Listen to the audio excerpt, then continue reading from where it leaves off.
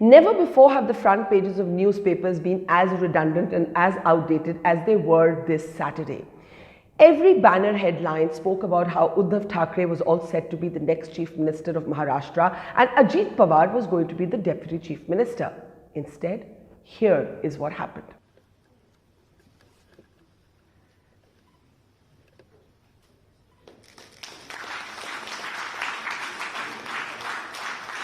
Devendra Fadnavis was sworn in as the next Chief Minister of Maharashtra and Ajit Pawar was there as Deputy Chief Minister. So instead of being a Sena NCP Congress government, the BJP said that the NCP and its MLAs minus Sharad Pawar were actually supporting a Fadnavis government. The head does spin, but here are 5 points and questions to take away from this Maharashtra stunner. The first question is, why were more eyebrows not raised when Prime Minister Narendra Modi and Sharad Pawar met just a few days ago? Now, Mr. Pawar said that this meeting was to talk about agrarian distress in Maharashtra and to highlight farmers' problems. But really, do you believe that at a time like this, when so many political machinations are on, that conversation would have been only about agrarian issues? We do not precisely know what went down at that meeting, but Delhi has been agog for a few days with the rumours that Sharad Pawar could have been offered the post of the next President of India. Now, whether or not that's true, and nobody is going to tell us in a hurry, the point is that something happened in that meeting that explains what has happened now in this sudden dramatic twist to Maharashtra politics. The second point that the non-BJP parties must reflect on is how could they take so long, literally weeks, having meeting after meeting after meeting after meeting, taking a committee-style approach to politics. How could they do that? At a time when everybody knows that the BJP literally takes no prisoners and that there is an aggression in a leader like Amit Shah that is now well known and well established. Why have the political equivalent of what in the courts is called Tariq pe Tariq?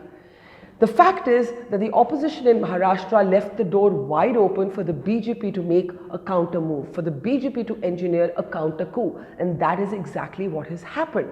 The opposition simply took too long to get its act together. Sharad Pawar is still insisting that they will form the government, but there is right now a big question mark over what will actually happen on the floor test. And that brings us to the question of Sharad Pawar. Many of us who've seen Sharad Pawar over the decades know that he is one of the craftiest, most cunning, canniest politicians of India. He is a master at maneuvering his way through all situations. I remember in 2009, Pranab Mukherjee, who was then a minister in the UPA government, famously said to me on record that Sharad Pawar is famous for giving mixed signals. Now, Sharad Pawar at his press conference paraded his MLAs. He insisted that Ajit Pawar has backstabbed him.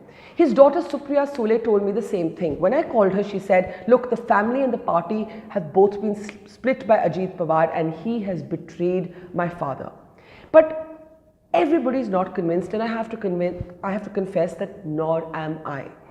Because somehow it's very difficult to make peace with the fact that this uber smart politician, old world politician who really understands the pulse of politics had no sense that Ajit Pawar could go behind his back, had no sense that his MLAs, or at least some of his MLAs, could be taken to Raj Bhavan, where Fadnavis was sworn in as the next Chief Minister along with Ajit Pawar, and these MLAs later turn around and say, oh, we were conned into this meeting, we didn't really understand what was happening.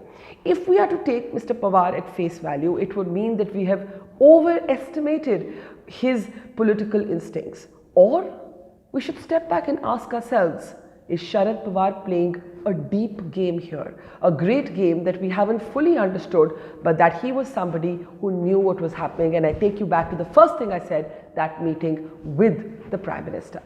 The fourth point, ideology, let's bury that once and for all. Look at how things stack up today. The BJP, which has been attacking the NCP for corruption, and there was an enforcement directorate case opened up into a cooperative banking scam in which both Ajit Pawar and Sharad Pawar were actually said to be implicated. The BJP has been pointing its fingers at the NCP for corruption. But now that they're coming together, the BJP can't talk about corruption. The Congress can't talk about secularism because the fact is that the Congress was willing to form a government with the Shiv Sena and not just give outside support but actually be part of the government. So the BJP can't talk about corruption, the Congress can't talk about secularism, and the Shiv Sena was all set to dilute its Hindutva principles, so the Shiv Sena can't talk about Hindutva. And the NCP, well, the NCP was always post-ideology, so the NCP actually has never really claimed a particular ideology, but the other three parties have all diluted in this run-up to Maharashtra government formation their ideological positions, and they really can never claim those positions again. And finally, the fifth point to think about: who is the biggest gainer and who is the biggest loser? Of course, everything depends on what happens in the floor test and how the MLAs actually vote. Sharad Pawar still insists that 10 to 11 NCP MLAs have broken away and the rest will stay with his party. We have to see what happens on the floor test. But if the Shiv Sena is not able to form this government, then the biggest blow is in fact to the Sena, because at the NCP's insistence, the Shiv Sena walked out of the central government.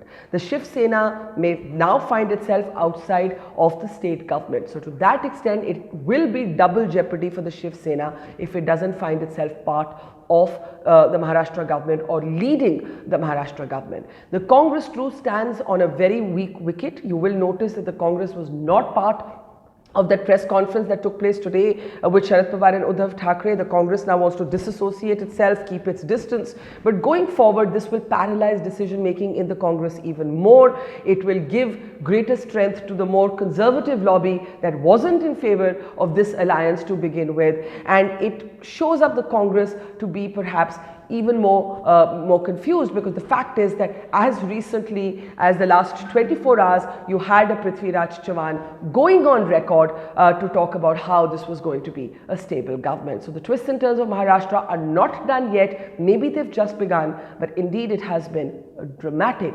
stunning Saturday for Maharashtra politics.